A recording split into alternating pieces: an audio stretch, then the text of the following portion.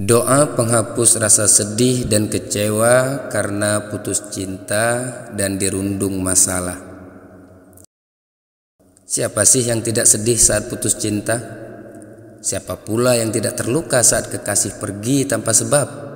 Dan siapa pula yang sanggup menahan duka bila berpisah dengan orang yang paling ia cinta? Setiap orang yang patah hati pasti pernah terluka dan merasa kecewa. Dan itu sangat manusiawi dan sah-sah saja jika kita bersedih dan berduka saat dirundung masalah. Namun agama sangat melarang keras jika kesedihan dan kedukaan itu sampai berlarut-larut. Agama justru menganjurkan agar kita bisa segera move on dan bangkit. Dalam Quran surah Ali Imran ayat 139, Allah Subhanahu wa taala telah berfirman, Bismillahirrahmanirrahim. Wala tahinu wala tahzanu wa antumul a'launa in kuntum mu'minin. Janganlah kamu menjadi lemah dan janganlah pula kamu bersedih hati, karena kamu adalah orang-orang yang paling tinggi derajatnya jika kamu orang-orang yang beriman. Di video kali ini kami akan coba tayangkan lafaz atau bacaan doa penghilang rasa sedih, duka dan kecewa. Bismillahirrahmanirrahim.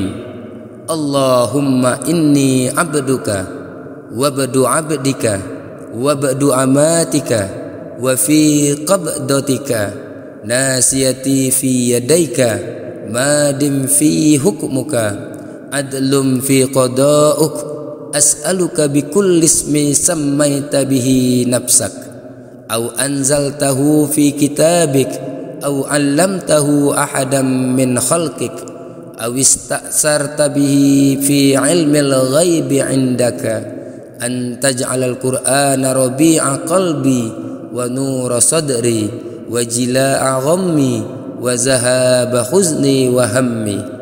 Ya Allah, sesungguhnya aku ini hambamu dan anak hambamu laki-laki dan anak hambamu perempuan, dan aku dalam kepemilikanmu. Nasibku ada di tanganmu, aku berada dalam ketentuanmu, dan keadilan untukku dalam penilaianmu.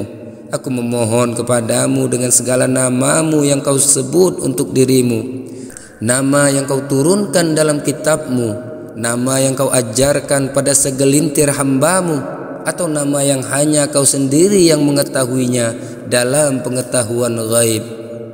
Aku memohon agar engkau menjadikan Al-Quran sebagai musim semi hatiku, pelita dadaku, pelenyap kebimbanganku, dan penghapus kesedihan dan kedukaanku.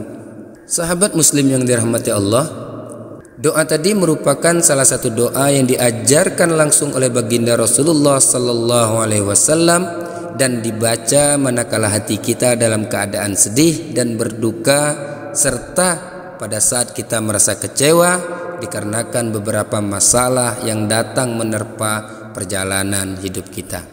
Dan semoga semua hajat dan permohonan kita diijabah oleh Allah Subhanahu wa taala. Amin ya rabbal alamin.